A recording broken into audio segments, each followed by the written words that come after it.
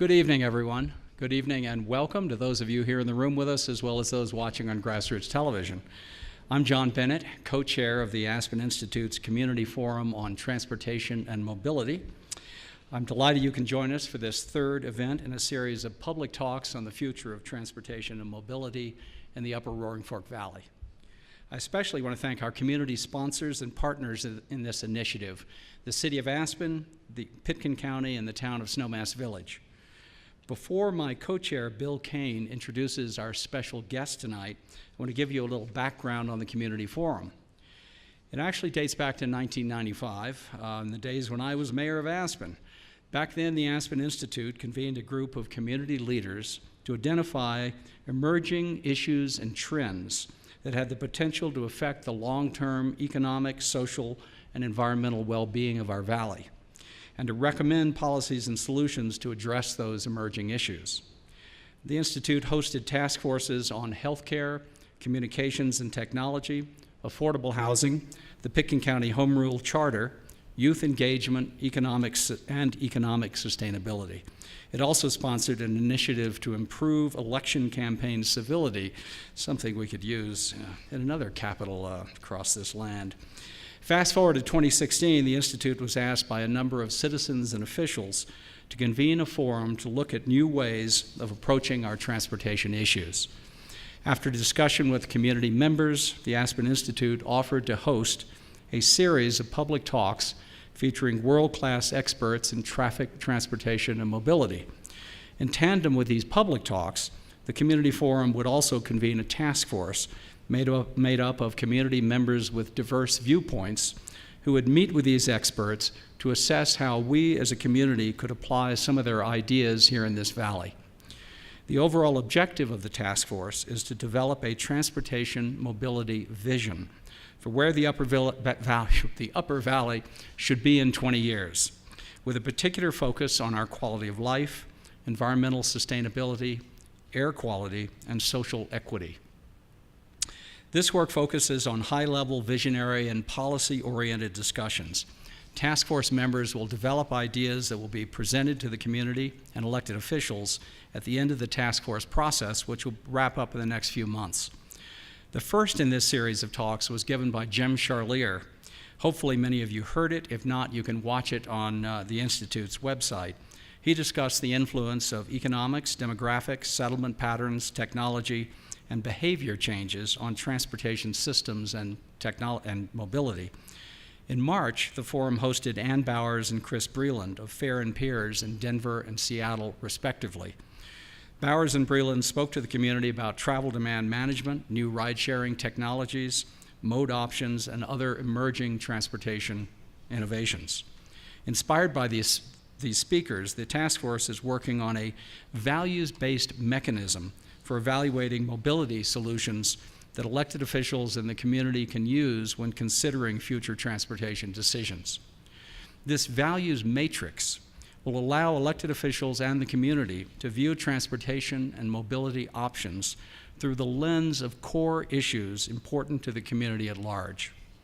Tonight we will hear from Tony Dutzik, and on June 6th we'll feature Greg Rux of the Rocky Mountain Institute as our final speaker in this series. That event will take place at the Wheeler Opera House at 5:30 p.m. on the 6th. I hope you can join us. With that, I will turn this program over to Bill Kane. Thank you very much. Thanks, John. Appreciate that. I have the distinct honor of introducing Tony Dutzik, and John kind of recapped the speakers that we've had. The spirit of this exercise was to bring folks from not only different geographic sort of bases around the country, but bring people from different disciplines and with different perspectives. Tony's with the Frontier Group located in Boston, and they're a public policy research group. They don't limit their focus to transportation, but they have a wonderful sort of broad base and an interdisciplinary way of evaluating public policy. They're currently working on a mechanism for evaluating public infrastructure, efficiency of public infrastructure investments, and it's pretty neat. So if you look at the mission for the Frontier Group and Tony's work, Their mission is to find a cleaner, healthier, and more democratic America, which is kind of a wonderful way to proceed. So in our search for speakers, we wanted to, there was almost a perfect fit when we looked at the Frontier Group and Tony's background, because their focus is on creative and flexible mobility. And we just thought it was a perfect fit for us to kind of get the creative juices going. Tony's an accomplished author and has published extensively. His work can be found in the New York Times, Wall Street Journal, NPR, the Aspen Times, Aspen Daily News. I don't think so. Post-Independent. But with that, I think John's covered the speakers we've had. With that, I'd be pleased to introduce Tony and get the creative wheels going tonight. So come on up, Tony. Thank you very much.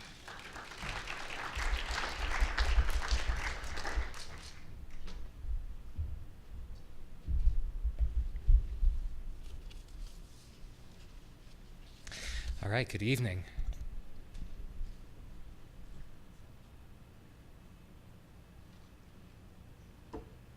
All right, it's great to be with you tonight. It's been a long time since I've been back in Aspen. The last time I was here was actually in the late 90s, and being here, I got in last night, and I've had a little bit of chance to walk around town and go for a run on the Rio Grande Trail, and just reminded of what a special place it is that you all have the opportunity to enjoy every day. So I'm pleased and honored to have the opportunity to talk with you all tonight. Again, my name is Tony Dutzik, and I work for an organization called the Frontier Group. This is our mission, which has already been described. And I am based in Boston, Massachusetts, so happy to have the chance to come out here tonight. The organization that I work with, we are a public policy think tank. So what we do is we research ideas on a variety of different public policy topics, and then we work to communicate what we have learned and understand about them to the public, decision makers, and others. Our organization, we actually have an office in Denver with a couple of staff, so we have roots in Colorado, and we are part of a larger network of organizations called the Public Interest Network, which also has a deep history and connection with Colorado. Among our member organizations are Environment Colorado, COPERG, and Snow Riders International. So very excited to be here and to deepen that connection tonight. I'm here tonight to talk with you about what we call innovative mobility, and that is a wave of new technological tools and transportation services that are in the process of revolutionizing how we move people and goods, both in the United States and around the world. For the last 5 years or so, we have been tracking this mobility revolution and making the case that these tools, when combined, create an opportunity to rethink the way that our transportation system works and to challenge what has for a long time been the dominant model of mobility in the United States, which is our dependence on personal cars. And tonight I want to take you on a quick tour of this emerging and rapidly changing world. And by the end of our presentation, I'm hoping that I can give you a little bit of a flavor of what that world looks like and where we might be going, to let you know how some of these innovations are actually being applied in places around the country and in a couple of cases around the world, and also to help you consider how they may or may not be part of your future here in Aspen and the Roaring Fork Valley. One of the things that I've noticed in my last couple of days here is that some of the things that I talk about in this presentation are things that you're already doing. So I've gotten to use the bike share system in town here and notice that you have a car sharing system and seen the work that you've done around bus rapid transit. So you all are doing things here that cities that are 10 times your size are still struggling to figure out how to get off the ground. So there's a really good base of a really good foundation, I think, to build off of in this community, and we'll talk a little bit more about some of those options as we proceed.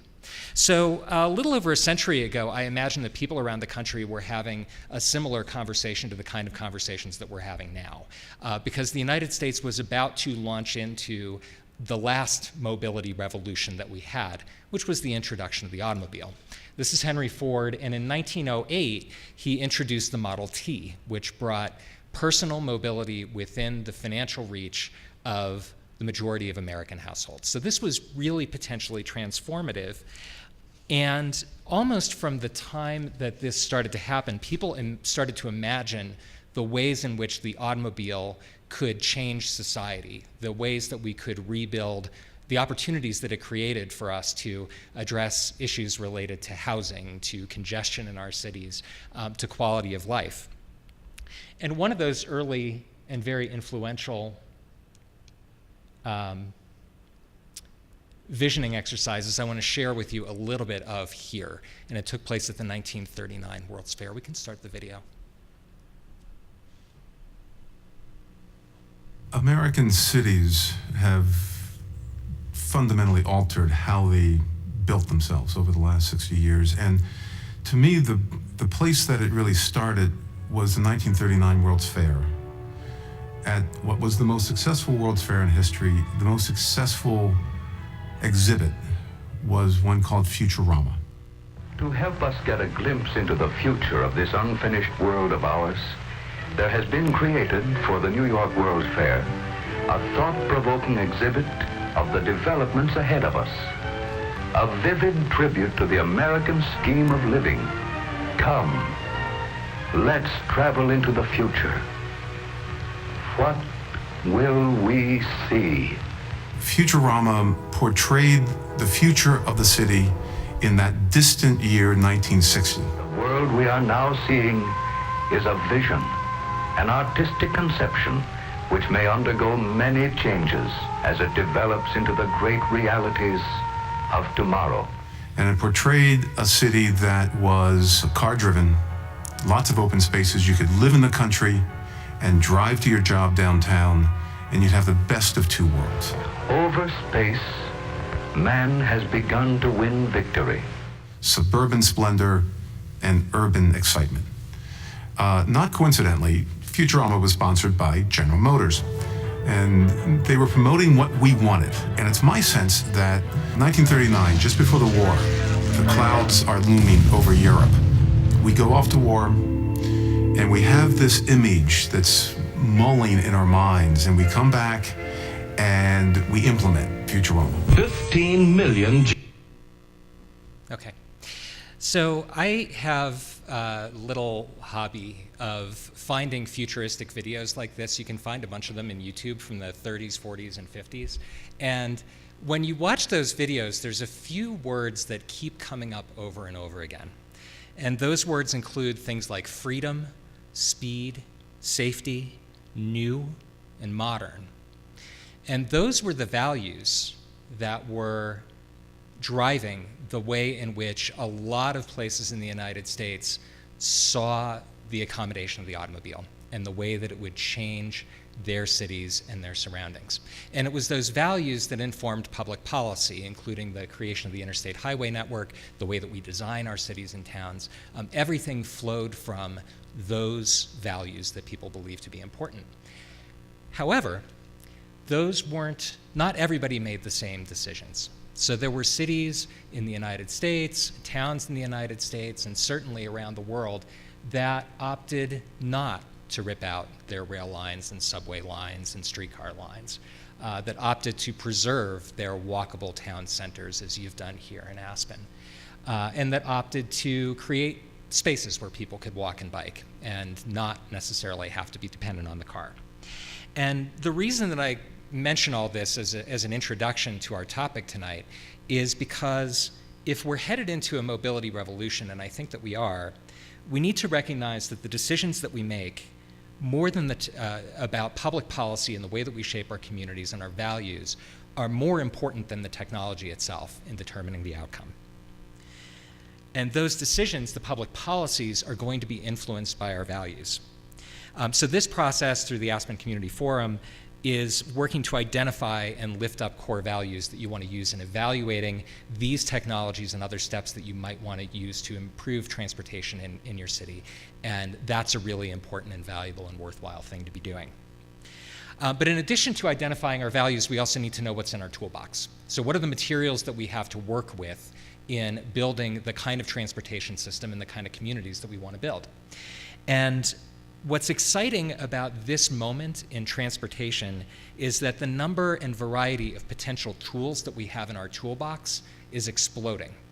Over the last 10 or 15 years, both the advances in information technology, in shared mobility, and soon in automated vehicles give us many different options for providing transportation to people in a way that is equitable, that is sustainable, and that supports our community quality of life, if we make the right decisions and have those decisions be informed by our values. So I want to spend some time tonight just walking through what that landscape looks like. And again, some of these are going to be things that are familiar to you. I hope that some of them are things that will be a little bit new and surprising. But when we talk in our work about innovative mobility, what we mean are this set of things: advances in information technology, in what we call shared mobility, and in automated vehicles. Now, information technology helps people to better understand and access their transportation options.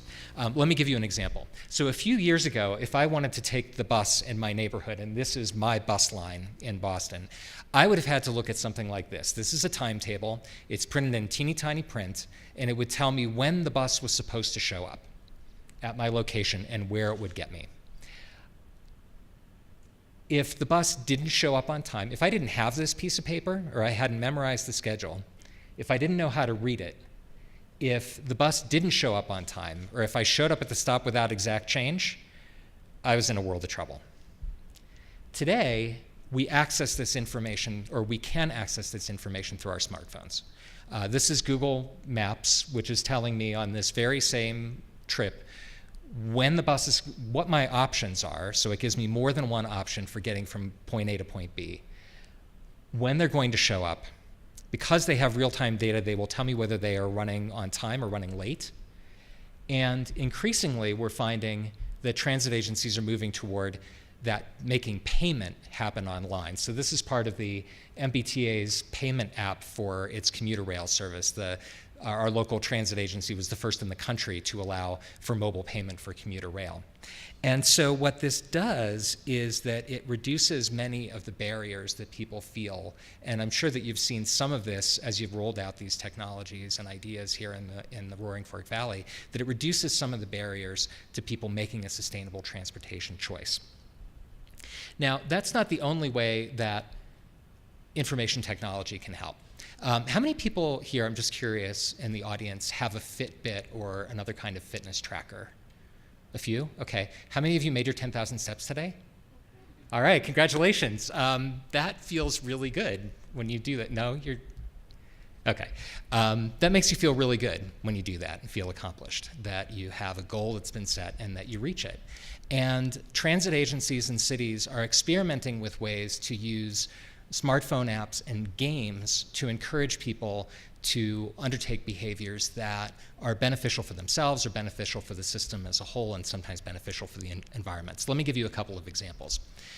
Recently in San Francisco, the Bay Area Rapid Transit Authority, which runs the large-scale rail transit network in the Bay Area, had a contest. And over a 6-month period of time, you could sign up for this contest. And their problem was that too many people were riding the trains during the rush hour in the morning. The trains were overcrowded. They wanted to find ways to encourage people to leave for work a little earlier. So they ran a contest. You could sign up for this. And every time that you swiped your card as you went into the subway, you got a certain number of points toward the contest. And if you left earlier, you got more points than if you left during the morning rush hour. And at the end of the contest, you were entered into a drawing, and the more points that you had, the greater a chance that you had of winning a prize.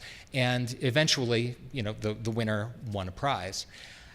During that trial, about 250 people actually switched their commuting times from the main portion of the morning to earlier in the day. And that's not a lot, but it is an indication of the kinds of things that can happen on some scale through these kinds of interventions. Now, the one that I am most familiar with is that we had a contest in Boston called Boston's Safest Driver, which, if you've ever driven in Boston, is a really low bar. You don't have to do much to be Boston's safest driver. However, What this contest did was it was based on a smartphone app. And if you signed up for this contest and it was entirely voluntary and downloaded the app would essentially measure how well you drove. It would tell you if you were, it would calculate if you were speeding. It would say whether or not you were braking too fast or accelerating too fast. It would take all these behaviors into account. And there was a public leaderboard that showed where you stood relative to others. And at the end of the contest, the winner got a $2,000 cash prize and a photo op with the mayor. And again, these are things that people are just starting to try out. And I can tell you honestly that this particular contest has not eliminated unsafe drivers from the streets of Boston, but they are opportunities to engage with the public and to find nudges for behavior that are delivered in a little bit of a different way. Now, information technology also enables the explosion of what we call shared mobility. And to define shared mobility really simply, it's mobility services where people share rides, share vehicles, or both. Now, there's nothing new about shared mobility. A bus is a shared mobility system. A taxi is a shared mobility system. And we've been sharing rides and sharing vehicles as long as there have been rides and vehicles to share. But what information technology does is that it creates new opportunities for people to share rides and share vehicles who might not otherwise have had the opportunity to do so because the transaction costs of getting those people together would otherwise have been so high. I mean, if you think about trying to share a ride with someone to some place prior to the smartphone era, you would have had to call them up, you'd have had to maybe call up several people. It would have been very logistically difficult. So information technology creates opportunities for people to get together to share things that they otherwise wouldn't have been able to share. Now, car sharing is the first of these forms, and car sharing is essentially when a group of people share vehicles in a fleet that they drive themselves. And there are many different forms of it. The most common form, and the one that's been around in the United States the longest, is what we call round-trip car sharing. So you pick up a car at one parking spot, you drive it to pick up groceries or to go for a day in the country, and then you return it to the same spot at the end. I believe that Aspen's Car2Go is an example of round-trip car sharing. There's also one-way car sharing, where you pick up a car in one place and you drop it off somewhere else. And these are great for quick hops around town. They're great if you miss the bus or you need to get to a meeting in a hurry. They're really expensive if you want to do the things that you would do with round-trip car sharing, such as spend a lot of time going shopping or going for a trip in the country. Car2Go, with the number 2, is the global leader in this kind of one-way car sharing service, and I believe that they're present in Denver. Peer-to-peer car sharing is when the car that you share actually belongs to your neighbor. And there are a couple of services that enable people to put up their own cars to be shared and to share other people's cars, kind of like a car version of Airbnb. And this kind of service is actually really useful in places that don't have the density of demand to support a fleet of dedicated cars. So if you're in a more suburban or a more rural area, it might not make sense to put a shared vehicle out there that's only going to be used every once in a while, but your neighbor might want to put their car up to be used periodically by their neighbors and friends when they need it. And then lastly, there's a new variant that's come out in the last couple of years, which is electric car sharing. And this is where you have a car that is parked at an electric charging station, you pick it up and you can return it either to that charging station or a charging station across town. There's one of these systems in Indianapolis, and they just started one they are starting one in Los Angeles that's actually targeted at low-income communities. And what's interesting about this service is that it gets a lot of electric vehicle charging infrastructure onto city streets. And you can actually, if you own an electric vehicle and you don't belong to this service, you can actually sign up as a charging member for this service and charge your own private EV at these charging stations. If you can do car sharing, you can do bike sharing. You all here are familiar with this through the WeCycle program. Station-based bike sharing has been around since about 2010 in the United States. There's a newer form that has really just begun in the last couple of years called free-floating bike sharing, where all of the equipment that you need to sign out the bike and to determine its location is actually on the bike itself. So you can chain it up anywhere in the city and you can use a GPS to find out where it's gone. Now, there's a lot of attention in innovative mobility circles to ride sharing, and what people usually mean when they say ride sharing are things like Lyft and Uber. That, in my book, is not real ride sharing. Real ride sharing is when two people who are going to the same place, who would otherwise have driven themselves, decide to travel together. And again, this kind of ride sharing is nothing new. It used to be that if you did this kind of ride sharing with somebody that you knew, it was called a carpool. And if you did it with somebody that you didn't know, it was called hitchhiking. And all of these different variants of ride sharing have information technology services that have attempted or are attempting to make them happen more easily. So in Europe, and I realize that some of these slides are pretty hard to see, and this one especially, in the top left corner. In Europe, there's a service called BlaBlaCar. And BlaBlaCar exists in 22 countries, and it has 40 million members in Europe. And BlaBlaCar is an intercity ride-sharing service. If you know someone, it doesn't work if you're going across town, but it does work if you were going from Denver to Aspen, or if you were going from one city to another city across a longer distance. And with BlaBlaCar, you can sign up as a member, and you can see the rides of people who were making that trip anyway and offer to join in on their car ride with picking up some of their expenses.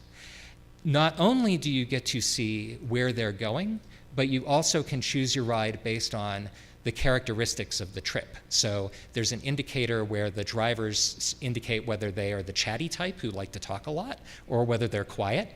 And they also indicate whether they like to play music in the car or whether they like to have a quiet ride. So if you want to have a chatty, music-filled ride, you can choose that. If you want to have something else, you can choose that.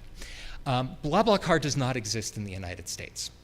And the reason that BlaBlaCar does not exist in the United States and that other services like it are hard to get going in the US is because in Europe, gas is really expensive, and for longer distance roads, you often have to pay a toll.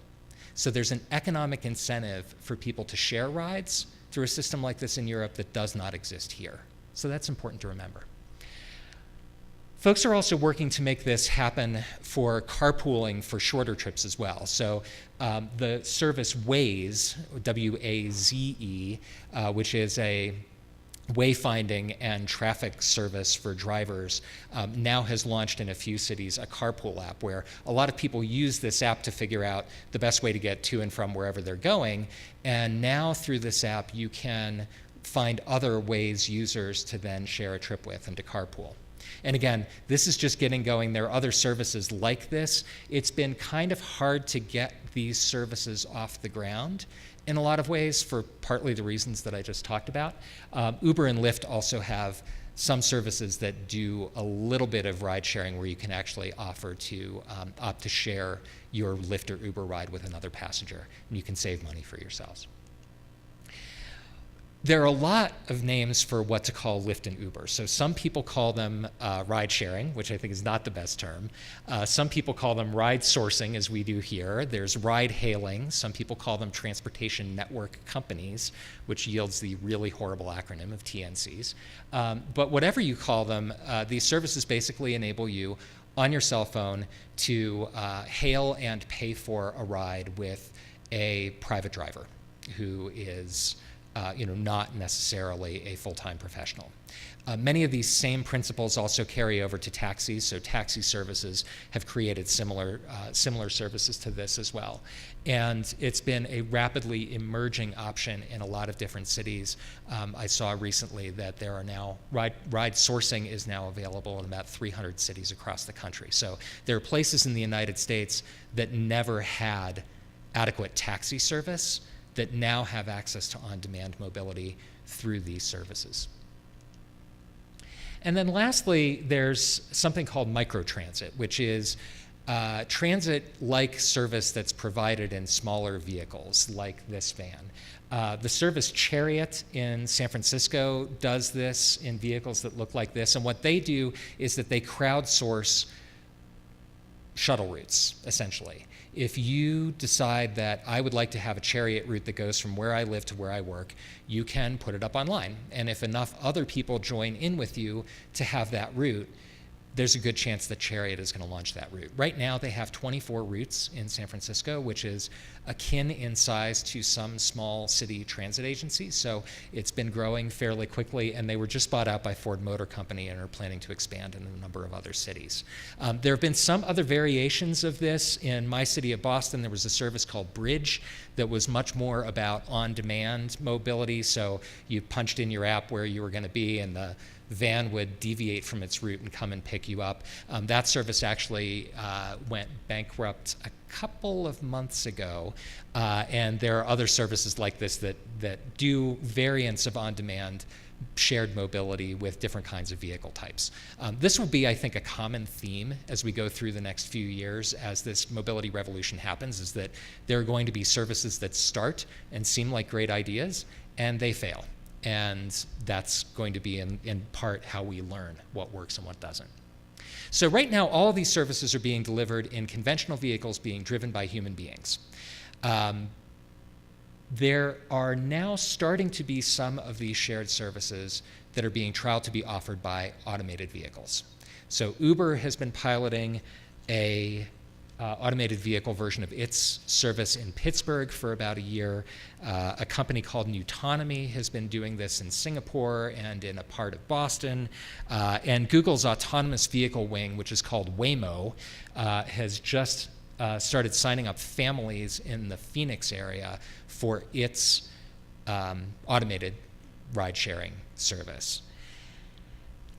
Now, when we talk about automated vehicles, it's important to recognize that they're not all alike. Now, this is going to be impossible for any of you to read, and I apologize for this, but the National Highway Traffic Safety Administration and the Society for Automotive Engineers have come up with a scale that ranks autonomous vehicles by their level of autonomy. And it goes all the way from things that we probably didn't even process were autonomous features like cruise control down at level 1, up to Tesla's autopilot service, which enables people to hand over most but not all of the control to the vehicle in certain situations, which is, depending on how you count it, a level 2 or level 3, all the way up to the holy grail of level 5, which is autonomous vehicles that can go anywhere in the country and can drive themselves the entire way.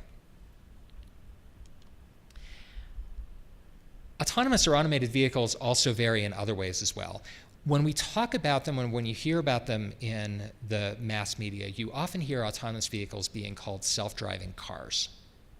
But some of the most interesting and first applications of this technology are going to have nothing to do with cars. They're going to have to do with automation of long-distance trucking, which, if you think about it, is from the vantage point of the trucking companies, the overcoming some of the limitations of human drivers is potentially a very big deal for them. And also automated shuttle services like this one. There are a couple in the top right. There are a couple of these that exist now in Europe. There's a trial in California, maybe a couple of other cities. And basically what these automated shuttles are very similar to the kind of system that you have at Denver International Airport, where you have an automated train that takes you over a prescribed loop. And basically what these are shuttles that do roughly the same thing but without the tracks. So they go on at slow speeds along a prescribed route along a college campus or an office park or some very well-defined and separate area. And by eliminating the human driver, eliminating the need for the tracks, this creates some opportunities to provide these kinds of transportation connections in places where they otherwise might have been impossible. There are also advances in robot delivery services, and I have a slightly ridiculous video to show you on this score. It all began in 2015 with a microchip and a massive idea. What if we could transform the way we delivered pizza to dramatically improve safety and efficiency while completely changing the game of the customer experience? What if we could harness the power of Domino's GPS tracking data and our artificial intelligence technology, then combine it with one of the world's most advanced robotic units? What if we could create the world's first autonomous pizza delivery vehicle? The seeds of the idea were developed at Domino's and incubated in our purpose-built innovation space, D-Lab. It was here that we started work on a Domino's robotic unit. Using a base unit sourced from the military and powered by technology from Australian startup company Marathon Robotics, we improvised, we explored, and we discovered that this audacious idea could actually become a reality. At the same time, we engaged the country's leading industrial design firm to design the look, feel and functionality of our latest recruit. The design had to be unlike anything ever seen before. From dozens of concepts, we selected one, and the Domino's robotic unit, or DRU for short, was born. After months of engineering, building and testing, the big day arrived. It was time for DRU to hit the streets.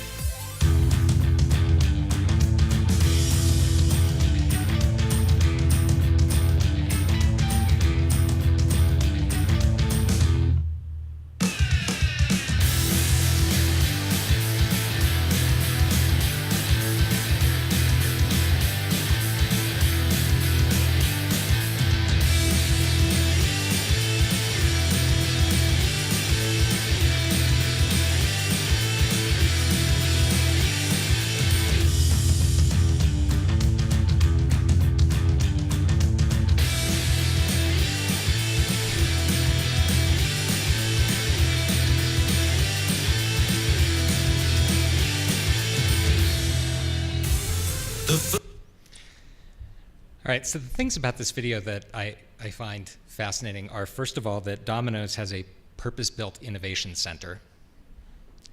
And secondly, that this is where all of our high technology has gotten to us, is to robot pizza delivery vehicles. Now, I would say that there's some element of this that when I first saw this video, I sort of wondered whether this was a spoof or an April Fool's thing. But there are actually, as of a couple of months ago, robot delivery vehicles that are being rolled out on the streets of San Francisco. And the San Francisco city government is now debating whether they should allow these things on public sidewalks. So, you know, these things are happening, and where they're not happening, they're coming very soon. So what makes this all really interesting is that all of these innovations, so shared mobility, autonomous vehicles, and we'll throw in electric vehicles, which are coming down in price and improving in capability every day, all of these things are happening at the same time. So they create opportunities for new combinations of services and for synergies that are really potentially very powerful and transformative. And already the lines between these different services that I just laid out for you over the last 10 or 15 minutes are beginning to blur. So when I went to rent a bike share vehicle earlier today, I found out that you could book it through your real-time transit information app, and that I could book it and pay for it right on that app. Those are two services that are coming together. You now have a car sharing service with General Motors' Maven car sharing service, which is now providing vehicles to Uber drivers to then provide ride sourcing with. You have autonomous vehicles that are being used in ride sourcing fleets. So you have all of these combinations and cross-pollinations that create, you know, almost an infinite number of variations of how these things can be combined to deliver services in a new way. And one place that some of this might lead is to something that is called mobility as a service. And this video is from a service that is actually up and running in Finland, and I believe one location in England as well.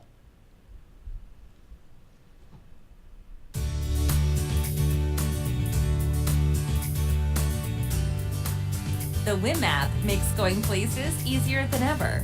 A monthly fee covers all your journeys with everything from buses, trains, taxis, brand new cars, bikes, and more. WIM takes away the hassle of traveling. It has it all: planning, routing, and tickets. You can create a monthly package to match your needs or just pay as you go. So how do you travel with WIM? It's simple. Enter your destination. And WIM combines the best transport options to take you door to door. It tells you when it's time to go and shows your moves on a map. The more you use WIM, the better it gets. It remembers your favorite places, syncs with your calendar, and plans your journeys in advance. Still, WIM is as spontaneous as you are. Fancy a film at the last minute? Grab a cab on a whim. All you need to do is press one button. Once the taxi arrives, just show your ticket and enjoy the ride. It even rewards you for making green choices. WIM frees you to move whenever and wherever you want, but it also makes your city a better place to live with less traffic jams and cleaner air.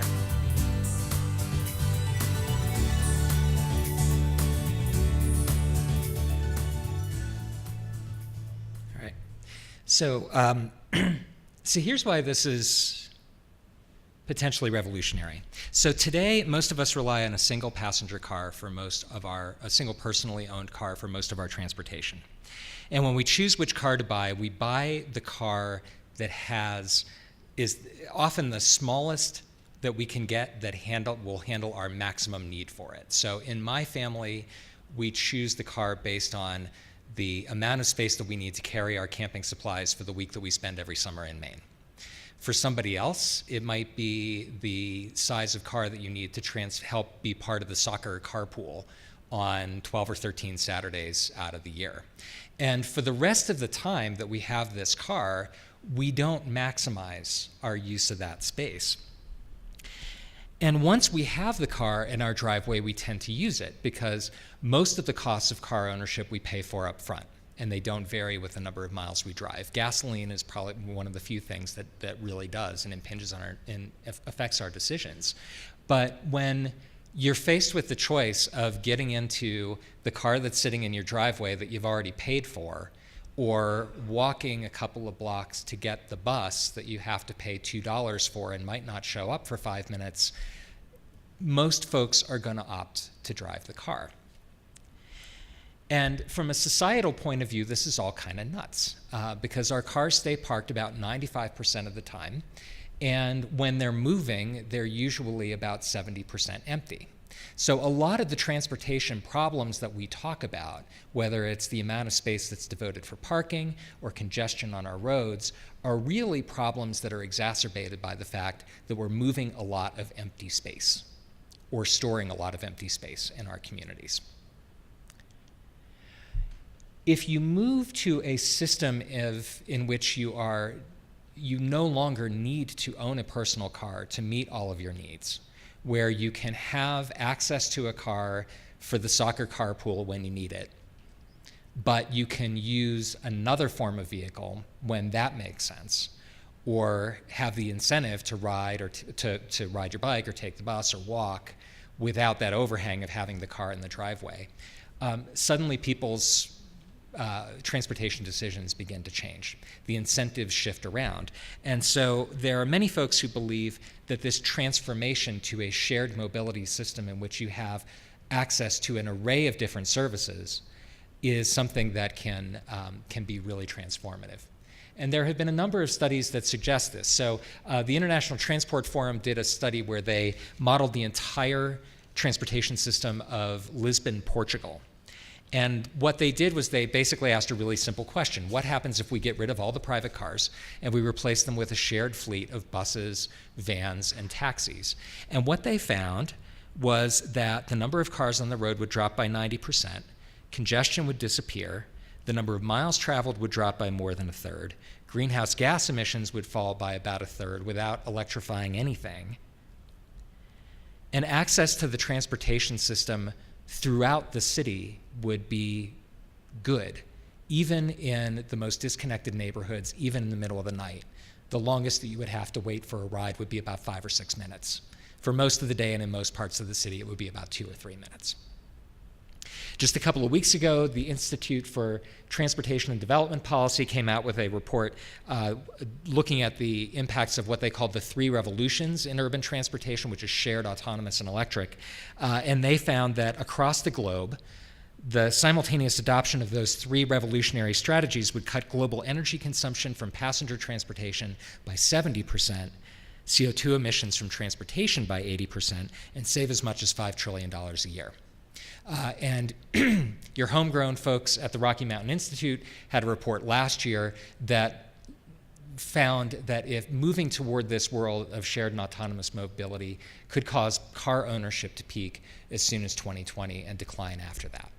So all of that sounds pretty amazing. You know, where do we sign up? But here's the challenge, and you might not be able to read this, but this sign says, "I've parked in this space since 2002. I'd like my space back if you don't mind. Thank you." And the challenge, though, is that the transformation from what we have now to this utopian future that is being described in these studies is not going to be smooth, and it is not going to be easy. And if we make the wrong policy decisions along the way, we could simply wind up with a turbocharged version of what it is that we have now.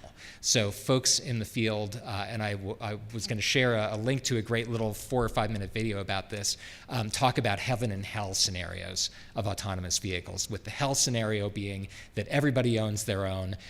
When they want to stop for coffee, they just leave it orbiting the block, and the number of miles traveled, CO2 emissions, and congestion all go through the roof, and it's a terrible future. And that all depends on the policies that we adopt to make sure that this transition works for us. Even if we do adopt those policies and the transition does work for us, the transition is going to be rocky. So that study that I referenced in Portugal actually found that you don't start to see a lot of societal benefits from this transition to a fully shared mobility system until about half the private vehicles are off the road. Before that, people have more choices, so it's good in a lot of different ways, but it doesn't necessarily deal with your congestion problem, your parking problem, or the CO2 and environmental sustainability issues until you get to a very large number of people who have made this transition. And so what that means is that as this is happening, if indeed it does happen, that people are going to go a long time and wonder where the transformative benefits are. They are not going to see a lot that really happens that benefits them on a societal level if that transition goes the way that they think that it might. And what's more, to facilitate that transition, you're going to need to reallocate some resources. So you're going to need to give somebody's favorite parking space in front of their business to a shared mobility vehicle so that it can pick people up and drop people off. You're going to need to reallocate funding from some forms of transportation to other forms of transportation. You're going to need to ask different things of people in your community. And all of that is going to feel very difficult, and it's going to feel very scary. And all of that is going to be happening at the same time that you're actually trying to solve all the transportation problems that you already have. And you don't want to have to wait 20 years to solve those problems. You want to be able to make progress on them now. And last but not least, nobody has actually been here before. So there aren't a lot of great models. In fact, there are no models of people and societies that have actually made this transition in the way that it's being described. A lot of the services that I've talked about in this presentation, in fact, almost all but 1 or 2 of them are less than a decade old. Most of them are less than 5 years old, and then a lot of them are less than 2 years old. And when we make transportation policy or policy in anything, we like to have evidence. We like to have data. We like to have peer-reviewed studies that show how different treatments work out so that we can be well informed as we make policy decisions. None of that really exists in a systematic way with any of these services right now. And in fact, if you were going to go through that scenario of gathering lots of data and doing peer-reviewed studies, by the time that you got through with that process, on the first wave of technological innovations, the second wave of technological innovations would already be washing over you. So it's a very challenging and very uncertain thing that we are all thinking about and trying to figure out how to adapt to. So in that kind of a situation with that kind of uncertainty, what do you do? Let me make a couple of suggestions to you. So the first suggestion is to try different approaches to apply these tools to demonstrated needs in your community. This is actually happening in a variety of places around the country in some pretty neat and not necessarily intuitive ways, and I'll talk to you about a couple of them. So the first is with relation to healthcare. My wife is a medical director at a neighborhood health center in the city of Boston, and one of the primary impediments to her patients obtaining care and to the health center running smoothly is transportation. A lot of her patients depend on public transportation. A lot of them depend on rides from relatives or friends. And it's very uncertain, and when folks don't show up or they show up late, it harms their care and it harms the ability of the health center to care for others. There are now some pilots happening around the country with Lyft and Uber and with other services where medical insurers and health providers are trying to use these services to provide non-emergency medical transportation to doctor's appointments. And if that can be done cost effectively, and it may be the case that it's not even necessarily the patient who is calling for the car, they may have the car sent from the doctor's office to come pick them up. If that can be done cost effectively and done well, that has the potential to really unlock some monetary savings and also better health for people in our communities. A second challenge that people are facing in a lot of cities is around urban development and affordable housing. So in most of our cities, we have requirements that people who build housing provide a certain amount of parking on site, or if you build a commercial facility, you provide a certain amount of parking on site. And that can drive up the cost of construction, and it also creates a situation in which people are driving to and from the place. And so that creates tensions with neighbors and others that tend to limit people's appetite for new development. In San Francisco, they have recently adopted a new ordinance that requires folks who build new residential and commercial buildings and provide parking to also provide access to a range of different alternatives to encourage people to use other ways to get around. And among those alternatives are some of the technologies and services that we've talked about here. So things like transit screens that show real-time transit information in the building lobby, as well as access to car sharing and bike sharing and other types of services. And so from the urban design and development point of view, you now have cities beginning to think, how can we begin to use access to these services to reduce the need for parking in our communities and unlock opportunities, perhaps for urban development, perhaps for using that space that we devote for parking to other things that are important to our communities. And the last one is first and last mile access to public transportation. And there are several transit agencies around the country that are using partnerships with taxi services and with ride sourcing services to provide access to transit stops for people who live far enough away that that first and last mile connection to a transit link is very difficult. So there was just an announcement a couple of days ago that the Dayton, Ohio Transportation Authority is going to be providing subsidized rides for people who live in rural areas to be able to access the bus network. In Florida, the Pinellas Suncoast Transit Authority has been doing this now for about a year and a half, where they've been partnering with Lyft and Uber, not only to do first and last mile stuff, but also to provide access to transit for people when in the late night and overnight hours when the buses don't run anymore. And that's actually a really important thing because many low-income workers and service workers are not necessarily working 9-to-5 jobs. They're working jobs that maybe require them to work a night shift, maybe require them to get to work extremely early or leave extremely late. And so having access to a service that fills in for transit on at least one of those legs can enable folks who may really struggle to afford a personal car of their own to rely on the transit system for their other transportation needs.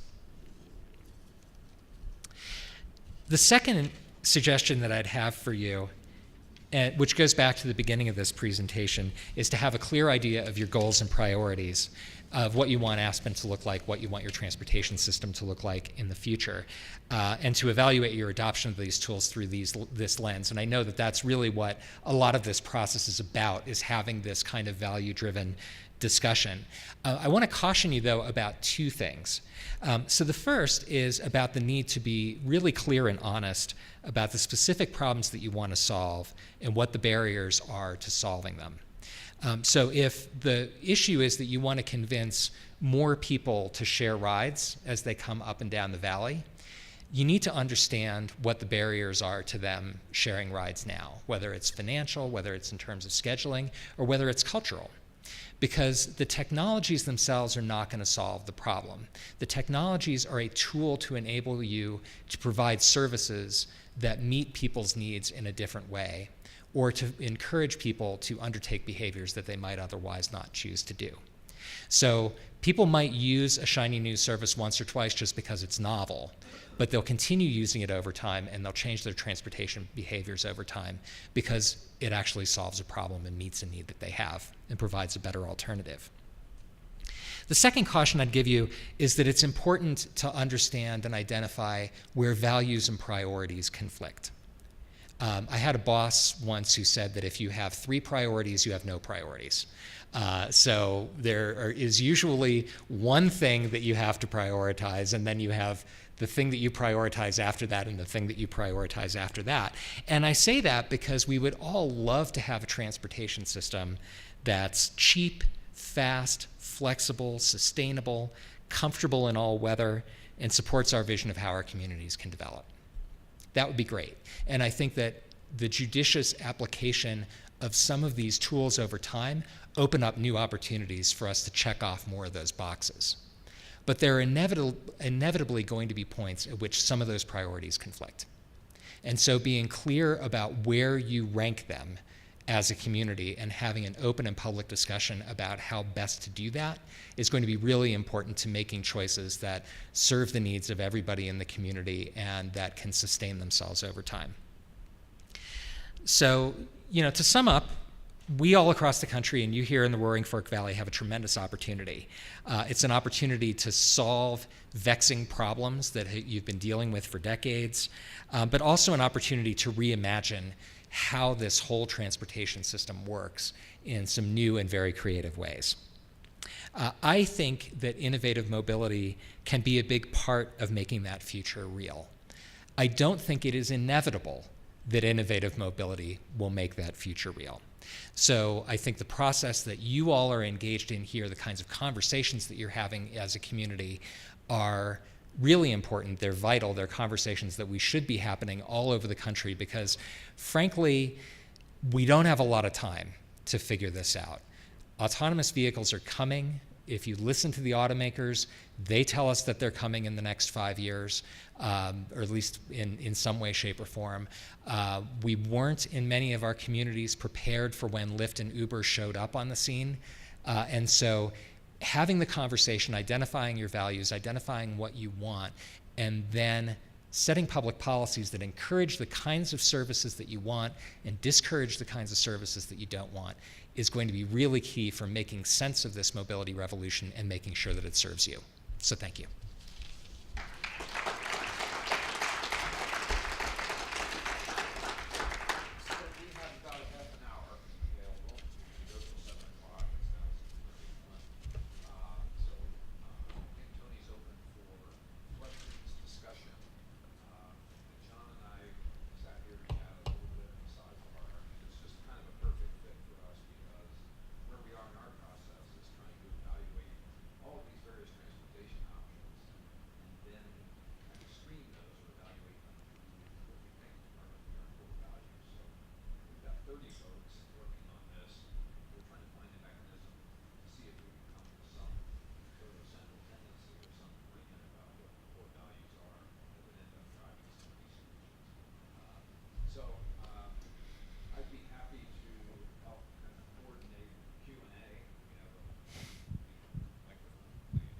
Microphone. Did you show Tony this traffic jam this morning? I did not, personally. Did you see the traffic jam? I didn't today? see the traffic jam this morning, no. Tell me about it.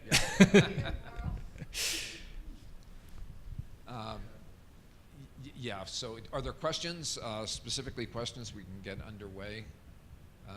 Cindy, I think you had your hand up first. So, Bill, going back to Tony's premise of we have to know what our problem is, we all think we know what the problem is, but what's the problem? What are we trying to solve for? Are we trying to get more people on RAFTA because our problem's commuters? What are our problems? Excellent question. That's probably a question more to us than it is to Tony. And honestly, that's kind of the center of our exercise. So we have certainly explored the full spectrum of possibilities, saying that this is basically a transportation and access and fairness, social equity issue. And on perhaps the other end of the spectrum, we define this as an environmental issue where, we know that the optics of Highway 82 and seeing cars backed up to the airport every day in high season and now to an increasing degree in low season does not comport well with how people see themselves and how they believe we should be how we should perform as a community, and whether your kind of reservation about that is either environmentally based or just reflective of kind of poor public transportation planning is up for debate. But Tony, the circumstance that we now face is that for probably an hour or so in the morning, we in transportation planning parlance, we operate at about service level F from our airport into town. We have busways. The busways were specifically designed to create a bias in favor of public transportation. People trying to access town in single occupancy vehicles are greatly disadvantaged, and there's certainly a lot of ways to talk about this. There's one point of view that would say that that the system is performing pretty much as anticipated, that if you just want to take a risk and drive a car at peak hours in and out of Aspen, you are going to pay the price in the form of congestion and slow travel. And I think a lot of the speakers we've talked to so far have said that almost anything we do is not that strategies that are geared towards 100% congestion alleviation are not particularly workable strategies. So a certain amount of congestion is probably warranted, and so we're having the debate among ourselves as to what that is. Is it service level C? Is it simply a travel time? And we had one speaker talk to us about access into major central business districts and urban areas from outlying areas has not changed since Roman times, that basically there was an iron law that 30 minutes is the time that it takes to go from point A to point B in settled communities, and this is a constant no matter where you go. So pretty interesting. But the way, I think we, in our exercise, and John, I'd like you to chip in on this, I think that we've simply tried to say, take the Aspen Area Community Plan, which said that, we're going to try to draw a line in the sand and have no more than 23,000 trips a day on Highway 82. And I think we've tried to say, okay, that's a scarce, the ability to travel on Highway 82 is a scarce resource that should be carefully managed. And that's kind of what's driving our effort right now. But, we're like every community. We have bus rapid transit, we have local bus service, and we have a lot of construction traffic. We have lots of private vehicle travel.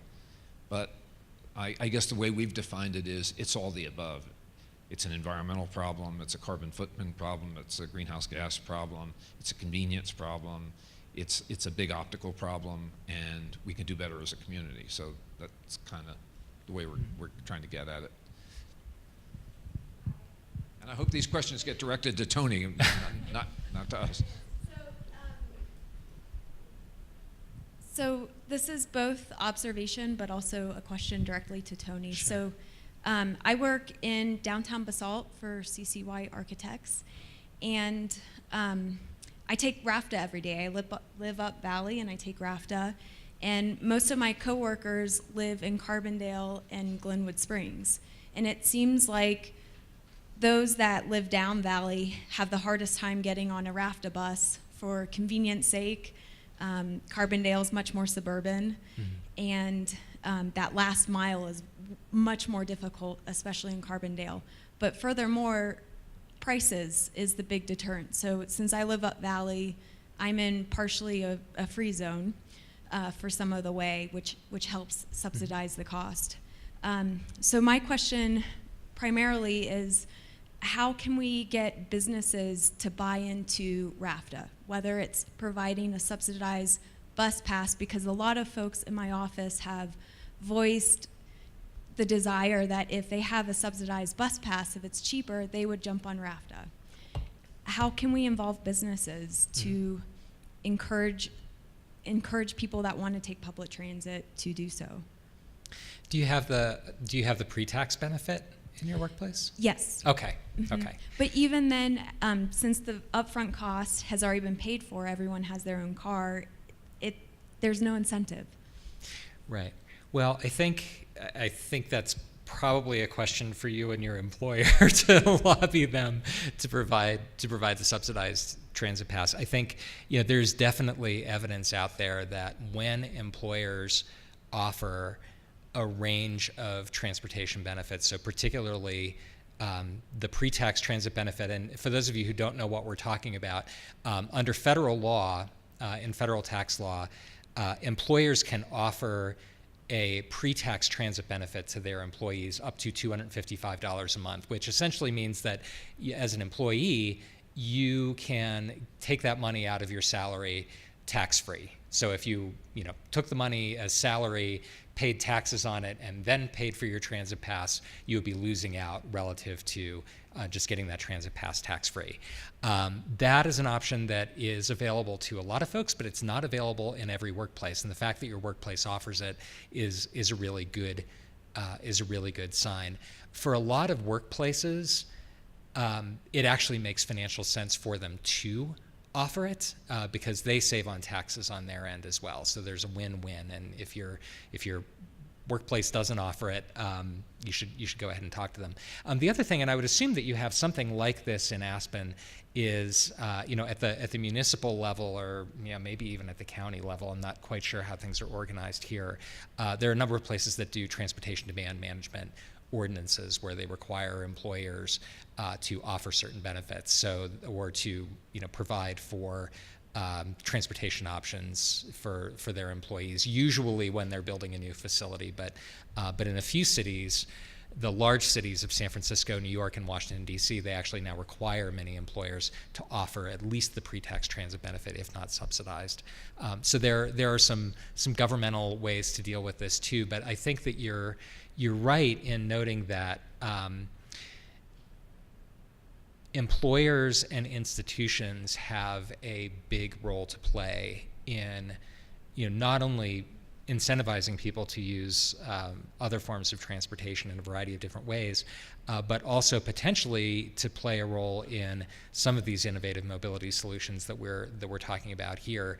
I think you may find in the future that offering a first or last mile connection to pay for that is a perk that employers give. It's a perk that stores offer to their patrons in lieu of parking. So I think you're right to identify that, and in terms of the specific tools, there are a variety of tools out there for employers to do it, but ultimately you've got to have the will. Sorry. Do you see pools of employers pitching in within a chamber of commerce to make the bus passes more affordable and economical? So rather than the burden just on one company, can it be shared? Do you see cities doing this?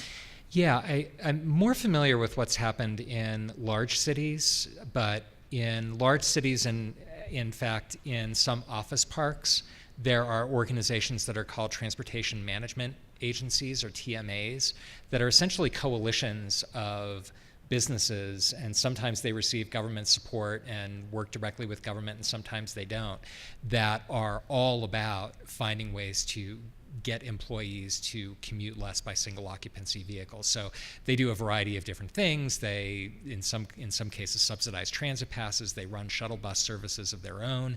They have fun events for Bike to Work Week. All of those things are things that are funded by the businesses in a particular area or a particular community, and they do it because they recognize that the traffic congestion is a quality of life problem, and it's a problem for their effectiveness as business organizations, because when people show up to work angry, frustrated, tired from a congested commute, they're less effective in doing what they do.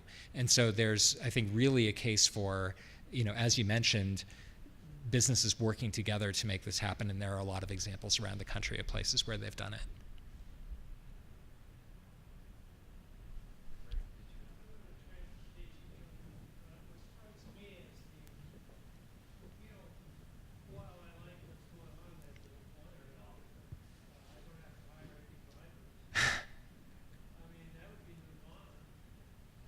Going to do? What's your plan for the human element when you've got between 30 and 50 million people who drive for a living now all of a sudden not trained and hitting the open? You look at a trunk revolution, you got one. Mm-hmm. And that's the biggest issue I see with this. I like the congestion, and because I've been against this, this traffic congestion for years. I run airport shuttle here at the local airport. And so I'm looking at this, a lot of untrained people who drive for a living in trucks. There's 15 million there? Mm-hmm. Then you're looking at buses, and this is your biggest problem. And do they go to the streets and riot because they can't pay for their house?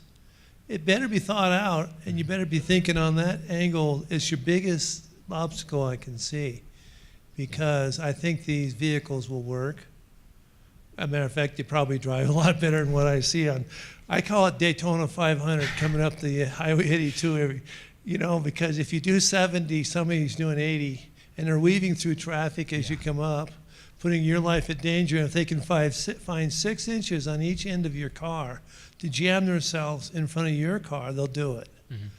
And I don't see the nirvana completely. I see a lot of angst. Yeah. And I see some good. It's quite amazing what I see, but it's kind of entertaining. Not everybody can be on welfare or some kind of government subsidy. Right. Look at 2 million coal miners out of work. That's what caused this last thing. Plus other people are out of work already, and they're not trained for over the 5 million. There's 5 million jobs not filled right now because they don't have the training. There's going to have to be a huge amount of that. So that's just my comment.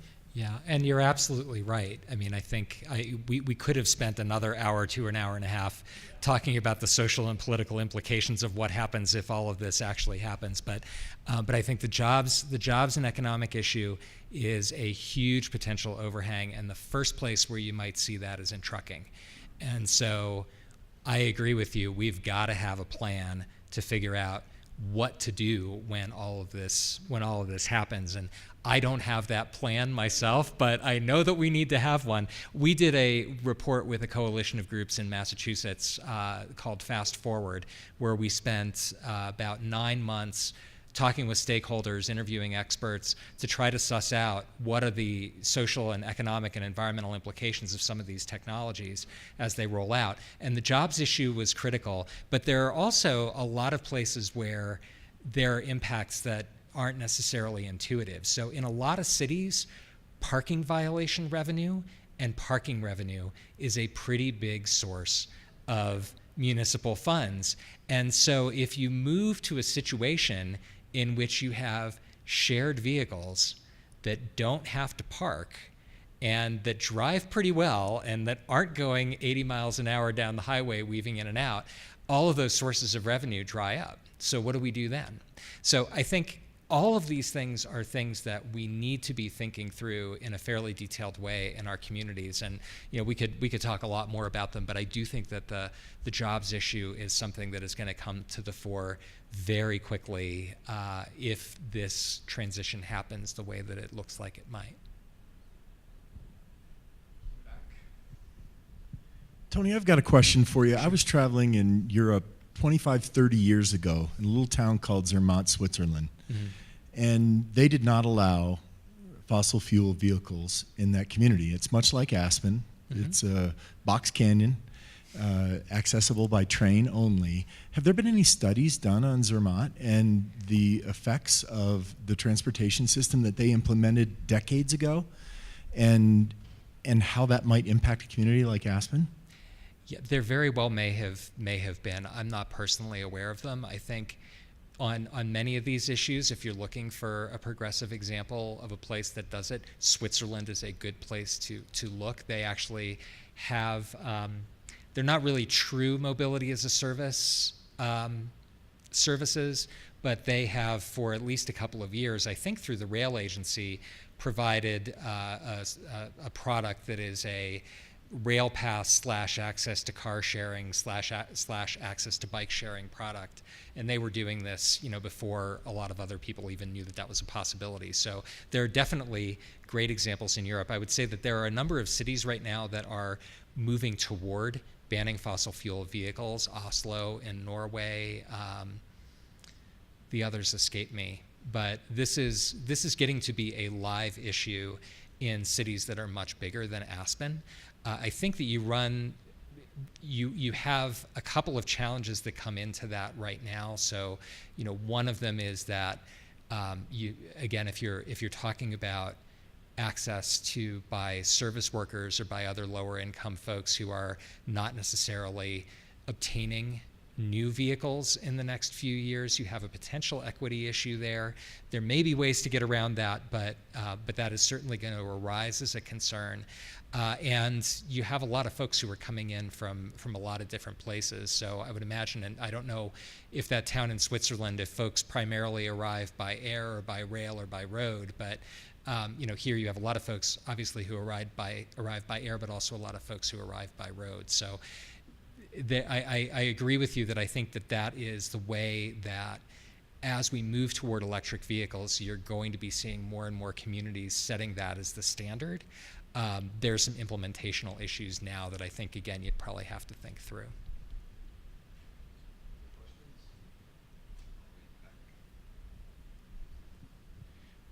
Tony, so at the beginning of the presentation, you talked about the kind of national values related to transportation, kind of in the post-war era, or pre. Have those changed? Have they evolved? What are they now? And, since we're kind of connected to a much larger system, obviously, do we need to be aware of those and kind of integrate them into our lens? Yeah, that's a really good question. I mean, my own take on federal transportation policy right now is that there are no values.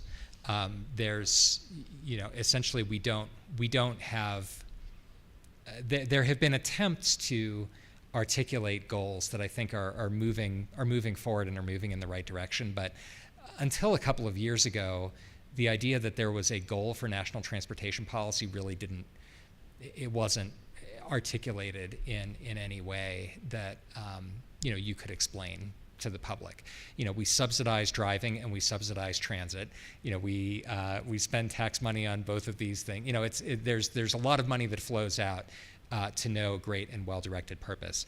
I would say that those values that I talked about are still held by a large number of people and many institutions as being the most important things, but you're starting to see some challenges to that. So in my neck of the woods in Boston, the challenge has been from a concept known as Vision Zero, which is something that began, I believe, in Sweden, but is carried over to the United States, where advocates push for cities to adopt a policy of working to eliminate deaths on the road to drivers, to pedestrians, to cyclists. And that articulation of values then flips a lot of things on its head, because it says that we will sacrifice speed for safety. We will make choices in the way that we use our streets and the way that we allocate our resources that prioritize safety above other things. So that conversation is starting to happen in a variety of cities around the country. I think there are a number of cities around the country that are putting climate change as a key prevention and mitigation of climate change as a key transportation goal. So I think that conversation is starting to change, but there are a lot of institutions that we have in this country that I think still espouse those values. Sir? Thank you for the video on the suburbs that you showed. Part of the reason the suburbs, I think, existed is the automobile made it easier to access. Mm-hmm. And an autonomous vehicle makes it even easier to access the suburbs or even further. And what do cities need to do to avoid sort of the exodus of people who now have the opportunity to live without worrying about a DUI, without commute time, because that's now can be work time. They can do that while they're working and not driving. And the reasons to live in the city are much more limited, and the reasons to live in the suburb, which were back then. Yeah, that's a really good question, and I think it's an important thing to keep in mind. I have a couple of reactions to it. So one reaction is that there is a counter argument, which is that autonomous vehicles create conditions to make cities better. So if you think about the things that people are annoyed by in cities, a lot of those things have at their root, whether it's congestion, whether it's pollution, whether it's noise, all of those things are things that are generated by cars, and especially fossil fuel fired cars. So there are a number of urbanists who actually think that this is, potentially transformative for cities, in that we can eliminate a lot of the parking that we currently have and find new ways to use our urban space in ways that make living in the city more pleasant. So that's point one. The second point is that I think public policy has a lot to do with it, and I think when you start talking about autonomous vehicles, the question of how you price travel on the roads becomes really critically important. Currently, one of the reasons that people live in the suburbs is because we really don't charge people for using the roads. We use the gas taxes to maintain them to some degree, but we subsidize that through general tax funding too. So any one individual trip is going to be very, very easy. So I think having a more robust conversation about how we price travel in this new era is going to be really important. And then the last thing I would just say is that I'm a little skeptical of the notion that autonomous vehicles are going to be places where people are going to want to work and spend a lot of quality time. I can't read a book or look at a computer while I'm in a car. Even if I'm in the passenger seat, I immediately get car sick. And there's a large chunk of the population that is not unlike me in that respect. And it's one of the reasons that I can work on a train, but I have a really hard time working on a bus. And it's just that the motion is different, and it affects people in a different way. So whether that travel experience in an autonomous vehicle is going to be the kind of experience that you want to spend a lot more time with, I think for some people it very well may be, but I think that it's a little bit more of an open question maybe than people generally assume. Tony, on behalf of our group, I would like to frame a question for you. Sure. And it goes back maybe to Cindy's original question. In trying to examine the problem, I think we've looked for what might constitute low-hanging fruit, or things that might constitute relatively easily implemented and efficient things. So what we know is, you saw the national average of 1.6 people per car. That's in daily commuting. It's lower here. We think it's like 1.2 or something like that. It's embarrassingly low. So again, we have over 20,000 vehicle trips on Highway 82 every day. We've had discussions about if we were successful in going from 1.2 to 2.1 or 2.0. The question, I guess, is, do you know of communities, or we've looked at the idea of trying to do an enhanced platform-based rideshare program with ride-sharing, smartphone-based systems. Are there models that we could look at? Are there examples out there of communities that have been successful in increasing more efficient use of private vehicular travel? I'm having a hard time thinking of them off the top of my head. I'm sorry to disappoint. Yeah. Particularly with these tools that we're talking about here, they're a lot of those decisions, I think, are driven by economics and convenience of whether you will share or whether you won't share on a particular ride. And the places where you have a lot of casual ride sharing in places like San Francisco and in Washington, D.C. are outside of toll bridges. And there's a custom called slugging, where people will show up, they will park right outside the toll bridge, and another person will come and pick them up. Strangers, hitchhiking essentially. Right. People will come and pick them up, and they'll take them over the toll bridge, and they'll split the cost of the toll, and then they'll leave them off at the other end, and they'll take transit or do whatever they need to do to go the last mile. And so we know that when there's a financial incentive for people to do it, that they'll do it. I don't think that means that it can't be done without that kind of an incentive. There are some interesting models that are currently being experimented with for rural ride sharing. There are these services that we talked about here that are trying to find new ways to get people to carpool together by just making it easier to find a match. I think all of those have some amount of promise, but I don't think that there's a community out there that I'm aware of in the US that has successfully used those tools to really bump up carpooling. Carpooling has actually been falling now since the 70s. It used to be in the 70s that about 20% of people nationwide carpooled, and now it's down around 9%. And I think that these technological tools give you the opportunity to stem some of that bleeding and hopefully to get folks to share rides more. But the economics of it are going to come into play, and we'll just have to keep experimenting with models and try a lot of things and see what might work. Maybe we'll be the first. I hope that doesn't end our conversation on a downer. No.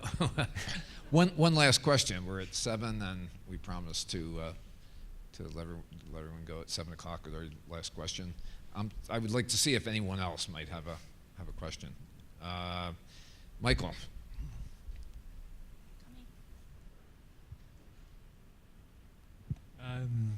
A previous speaker talked about housing as a potential transportation solution, and our situation here, most people are commuting to Aspen. We have other population centers down Valley.